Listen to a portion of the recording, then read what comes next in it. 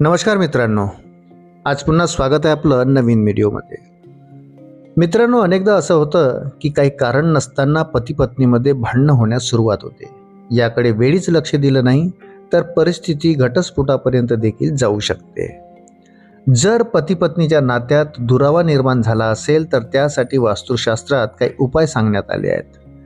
वास्तुशास्त्र हे एक असं शास्त्र आहे जे सकारात्मक आणि नकारात्मक अशा दोन ऊर्जेच्या आधारावर काम करतं. वास्तुशास्त्रानुसार जेव्हा तुमच्या घरात नकारात्मक ऊर्जा तयार होते तेव्हा त्या ऊर्जेचा परिणाम हा तुमच्यासोबत तुमच्या संपूर्ण कुटुंबावर होत असतो. नकारात्मक ऊर्जेमुळे घरात आर्थिक समस्या निर्माण होणं, विनाकारण पती पत्नीमध्ये वाद होणं, प्रेमामध्ये दुरावा अशा अनेक घटना घडू शकतात. तर सकारात्मक ऊर्जेमुळे घरातील वातावरण आनंदी राहतं, तुम्हाला प्रगतीच्या नवीन संधी मिळतात, पती पत्नीमध्ये देखील प्रेम वाढतं. घरातील नकारात्मक ऊर्जा दूर करण्यासाठी आणि सकारात्मक ऊर्जा निर्माण करण्यासाठी वास्तुशास्त्रात अनेक उपाय सांगण्यात आले आहेत. त्याबद्दल आज आपण जाणून घेणार आहोत. अनेकदा काही कारण नसताना पती पत्नीमध्ये भांडणं होण्यास सुरुवात होते. जर एखाद्या दुसऱ्या वेळी असे वाद होत असतील तर ही सामान्य बाब आहे. मात्र जर पती पत्नीमध्ये दररोज काही कारण नसताना भांडणे होत असतील तर ही गोष्ट गांभीर्याने घेतली पाहिजे, कारण अशा परिस्थितीमध्ये प्रकरण घटस्फोटापर्यंत देखील पोहोचू शकते.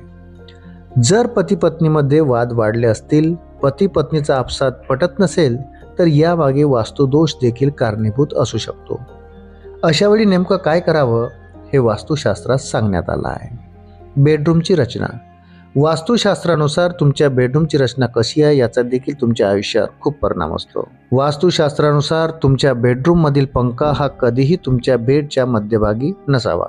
तसेच बेडरूमच्या भिंतीसाठी कधीही भडक रंगाचा वापर करू नये. तर बेडरूमच्या भिंतीला नेहमी लाईट कलर असावा. तुमच्या बेडरूमच्या मधून बीम गेलेला नसावा, त्यामुळे घरात वास्तुदोष निर्माण होतो.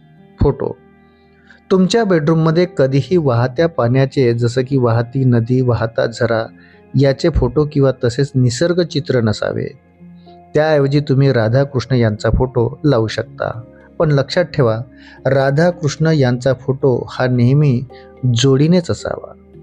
मित्रांनो, व्हिडिओ जर आवडला असेल तर व्हिडिओला लाईक करा आणि आपण जर माझ्या चॅनलवर नवीन असाल तर कृपया चॅनलला सबस्क्राईब करायला विसरू नका. भेटूया पुन्हा अशाच महत्त्वपूर्ण माहितीसोबत. तोपर्यंत धन्यवाद.